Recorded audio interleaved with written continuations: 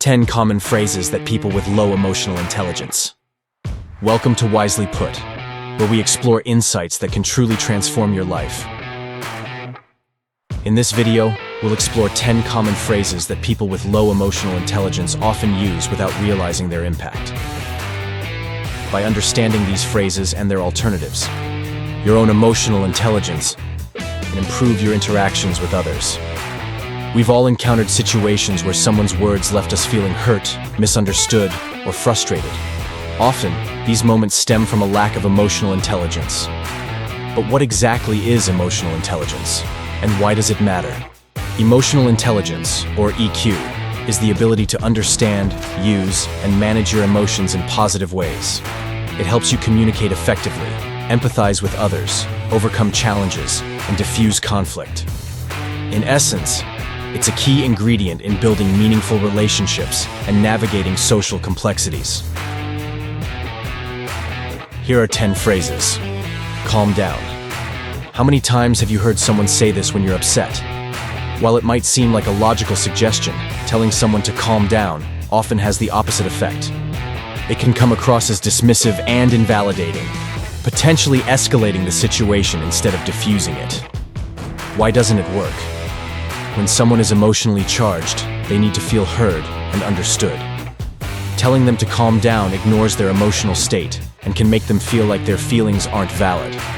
Instead, try acknowledging their emotions with something like, "I can see you're upset. Can you tell me more about what's bothering you?" This approach shows empathy and opens the door for a more constructive conversation. "I'm just being honest." Honesty is generally a virtue, but when it's used as a shield for hurtful comments, it becomes problematic. This phrase often precedes criticism or negative feedback and can be perceived as a way to justify rudeness. The issue here is that it prioritizes blunt honesty over empathy and tact. While honesty is important, how we deliver our message is equally crucial. A more emotionally intelligent approach would be to provide feedback in a considerate way. For example, instead of saying, "I'm just being honest, your presentation was boring," you could say, "I think your presentation could be more engaging if you included some interactive elements. That's not my problem." This phrase is a clear indicator of low emotional intelligence. It demonstrates a lack of empathy and a disregard for others' issues. In a world where cooperation and mutual support are vital, this attitude can be detrimental to relationships and team dynamics. Interestingly, even in the animal kingdom, we see examples of empathy and support. Bats, for instance, are known to share food with sick or hungry companions, showing a level of care that puts this phrase to shame. Instead of dismissing others' concerns, consider offering help or at least a listening ear. You could say, "I may not be directly involved, but is there any way I can support you? It's just a joke." Humor is subjective, and what one person finds funny, another might find offensive. Using "it's just a joke" to deflect responsibility for a hurtful comment shows a lack of awareness and consideration for others' feelings. This phrase is often used when someone realizes their attempt at humor has fallen flat or caused offense. However, it fails to take responsibility for the impact of their words. An emotionally intelligent response would be to apologize if offense was caused, and to be more mindful in the future. For example, "I'm sorry. I didn't realize that would be hurtful. I'll be more considerate in the future." "I don't care." While it's okay not to have a strong opinion on every matter, expressing it as "I don't care" can come across as dismissive and indifferent. This phrase can shut down communication and make others feel that their thoughts or concerns are unimportant.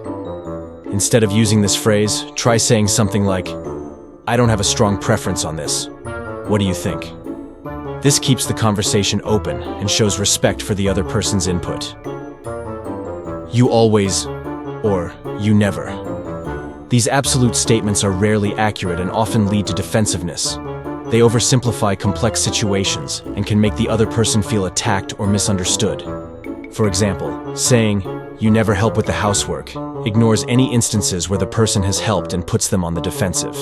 A more constructive approach would be to be specific about the issue and focus on finding a solution. You could say, "I've noticed I've been doing most of the housework lately. Could we discuss how to share these tasks more evenly?" Whatever. This word, often accompanied by an eye roll or dismissive tone, can be incredibly frustrating to hear. It signals disengagement from the conversation and a lack of respect for the other person's viewpoint.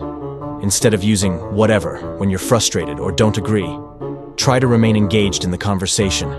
You could say, "I see where you're coming from, although I have a different perspective." I know. While it might seem harmless, overusing "I know" can come across as arrogant or dismissive. It can shut down opportunities for learning and make others feel like their input isn't valued.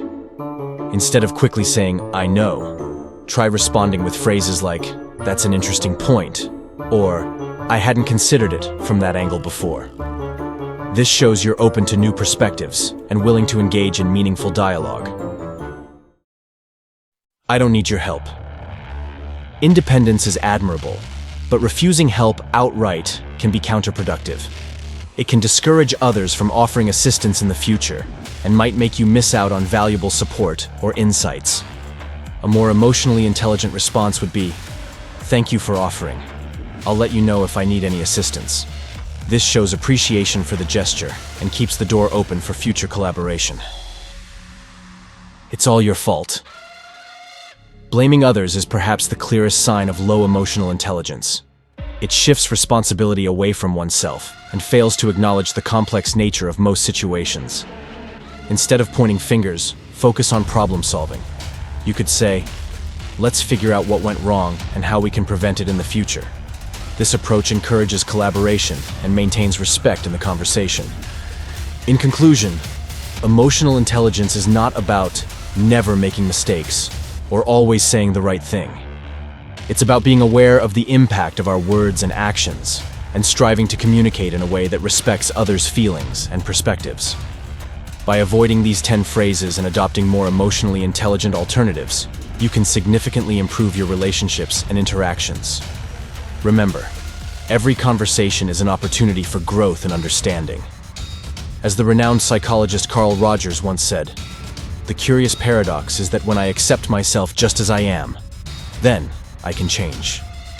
Embracing our imperfections and being open to growth is the first step towards developing greater emotional intelligence. Thank you for joining us on Wisely Put. We hope this video has provided valuable insights to help you on your journey of personal growth. Until next time, please like, share, and subscribe to our channel for keep growing, keep learning. And remember, your words have power. Use them wisely.